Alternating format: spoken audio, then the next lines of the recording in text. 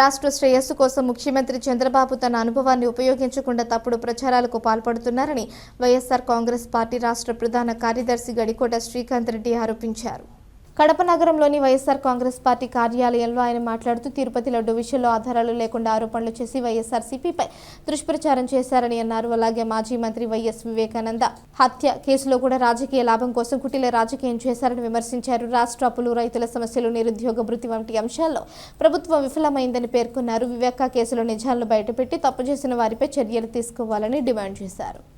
ఒక బాధ్యతమైనటువంటి స్థానంలో ఉంటూ ఆధారాలన్నీ తీసుకోకుండా, వాస్తవాలన్నీ తెలుసుకోకుండా గత సంవత్సరం తిరుపతి లడ్డు విషయంలో మాట్లాడాడు.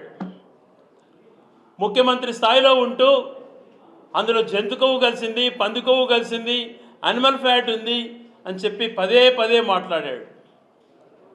ఈయన మాట్లాడే తరుణంలో గత వైసీపీ ప్రభుత్వాన్ని ఏ రకంగా తగ్గించాలి, మత విశ్వాసాల మధ్యన ఏ రకంగా గొడవలు సృష్టించాలి, ఏ రకంగా మిగిలినటువంటి కమ్యూనిటీస్ని వైఎస్ఆర్సీపీకి దూరం చేయాలి అనేటువంటి ఒక సుదీర్ఘమైనటువంటి ఒక ప్లాన్ ప్రకారం మొదలుపెట్టి పదే పదే మాట్లాడాడు.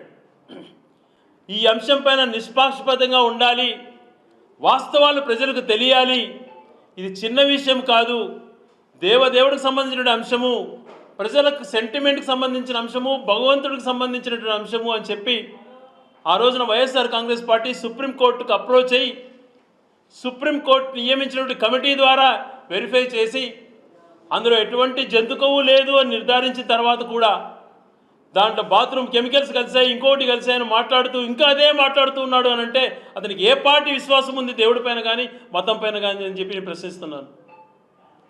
ఏదైనా కూడా ఒక మతాన్ని కానీ కులాన్ని కానీ బ్రాండెడ్గా తను ఓన్ చేసుకోవాలని చూస్తాడు.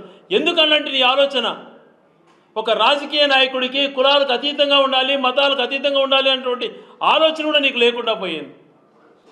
నీ మాటలకు అందరూ కూడా ఆదర్శంగా తీసుకొని లాస్ట్కు మండలి చైర్మన్ ఒక గౌరవమైనటువంటి స్థానంలో ఉన్నటువంటి వ్యక్తిని ఇది ఏ కులము అని ప్రశ్నించేటువంటి స్థాయికి మీ పార్టీ చేరుకునింది అని అంటే ఇంతకన్నా దురదృష్టకరం ఉంటుందా?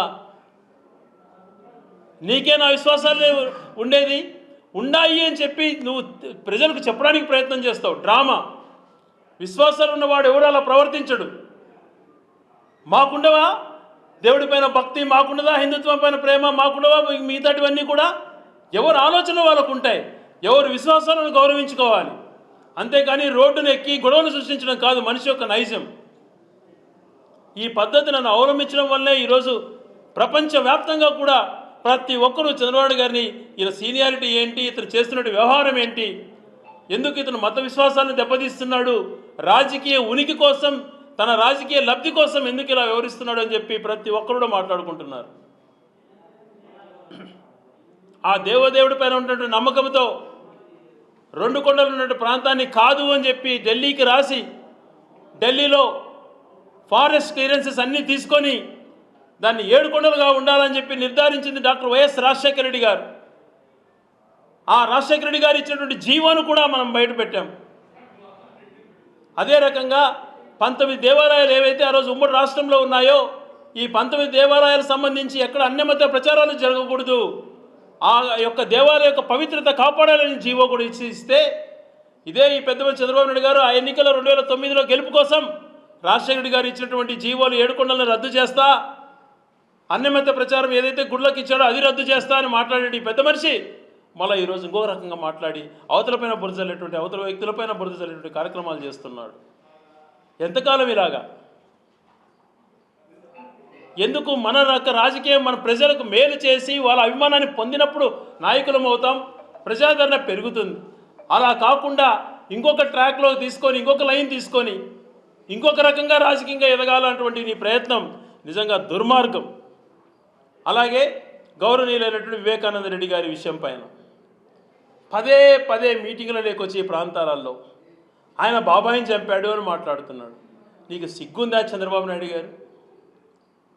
ఆ కుటుంబంలో చిచ్చు పెట్టడమే కాకుండా నీ రాజకీయ లబ్ధి కోసం స్వయాన నేనే వివేకానంద రెడ్డిని చంపాను, ఈ రకంగా గొడ్డలితో నరికాను అని చెప్పినటువంటి వ్యక్తులను రాజకీయ లబ్ధి కోసం అప్రూవల్గా మార్చి వాళ్ళను దాదాగిరి చేసుకోమని చెప్పి బయటకు వదిలి చేయనటువంటి వాళ్ళను, ముసలి వాళ్ళను, పేదవాళ్ళను, దాని సంబంధం లేని వ్యక్తులను జైల్లో పెట్టి హింసించావు. ఇంకా నీ పగ చల్లారలేదా?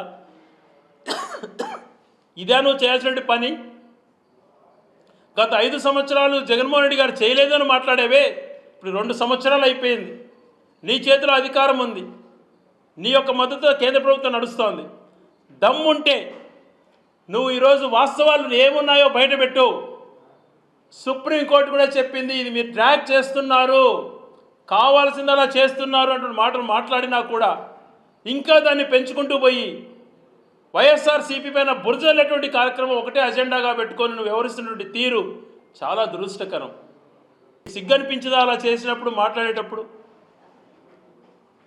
ఆ కుటుంబం పైన అలాంటి ఆరోపణలు చేస్తున్నావే పదే పదే. ఇంకా ఎన్ని రోజులు ఇలాంటి మాటలు మాట్లాడతావు?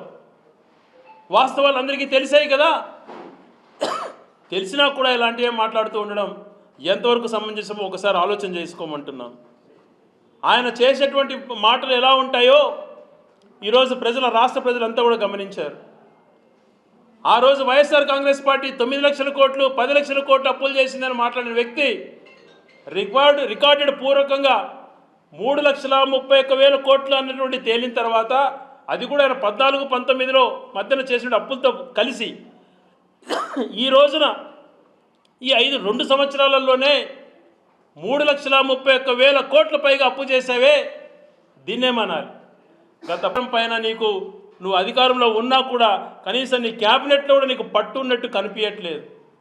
నిన్న చూస్తే డిప్యూటీ సీఎం పవన్ కళ్యాణ్ గారు కూడా క్యాబినెట్ మీటింగ్ కూడా రారాయన. ఆయన ఎంతసేపు ఆయన సినిమాల ప్రమోషన్ ముఖ్యం, నాకు కొత్త సినిమా వస్తుంది, దానికి ఫ్రీగా ఇవ్వండి, దానికి ప్రమోషన్స్ ఇవ్వండి, దాని టికెట్లు పెంచుకునే దానికి, ధరలు పెంచుకునే దానికి ఇవ్వండి అని అంటున్నారు. కానీ ఇక్కడ రైతుల గురించి కానీ పేదవారి గురించి మంచి చేసే విషయాలలో దానిపైన స్పందించండి అని అంటే మాట్లాడు. ఆయన సినిమా ప్రమోషన్స్ ఆయన మిగిలినటువంటి దాదాపుగా 5-6 మంది రాష్ట్ర మంత్రులు క్యాబినెట్ మీటింగ్ కూడా హాజరు కాలేనటువంటి పరిస్థితి. అంటే నీకు పట్టు కోల్పోతున్నట్టుగా ఇక్కడ స్పష్టమవుతోంది. ప్రభుత్వంలో ఉండి 2 సంవత్సరాలలో క్యాబినెట్ మీటింగులు కూడా దాదాపుగా 30% మంది రావట్లేదు క్యాబినెట్ మీటింగ్. అంటే నీకు ఏ రకమైనటువంటి పట్టుందో ఈ గవర్నమెంట్ పైన అటువంటిది అక్కడ స్పష్టమవుతోంది. మా కళ్ళ ముందర కనపడాల్సినటువంటి హైకోర్టు బిల్డింగ్స్ని ఈరోజు అక్కడ కడుతున్నావే. మాకు దక్కాల్సినటువంటి వాటాలు, మాకు దక్కాల్సినటువంటి హైకోర్టుని ఇక్కడ లేకుండా చేసావే. మళ్ళీ నువ్వు ఉద్ధరిస్తానని మాట్లాడతావా? ఇక్కడికి రావాల్సినటువంటి లా యూనివర్సిటీ మొత్తం టేకప్ అయ్యే టైంలో, క్లాసెస్ మొదలైనటువంటి సమయాలలో దాన్ని తీసుకెళ్ళిపోతుంది. నువ్వు చేస్తున్నటువంటి పనులు ఏంటి? ఇవన్నీ దైవాగ్రహం కాదా? గతంలో కూడా పుష్కరాల సమయంలో నీ పబ్లిసిటీ కోసం నేను దాక్షణంగా 29 మందిని తొక్కి చంపించావు. ఏమయ్యా, నీ పబ్లిసిటీ కోసం ఇంతమందిని చంపినావు అని అంటే ఏ మ్యాగజైన్లో చనిపోరా, పూరి జగన్నాథ్ యాత్రలో చనిపోరా అని చెప్పి హేళనగా మాట్లాడుతుంది. కందుకూరులో నీ పబ్లిక్ మీటింగ్లో 7 మందిని చంపేస్తుంది తొక్కిచ్చి.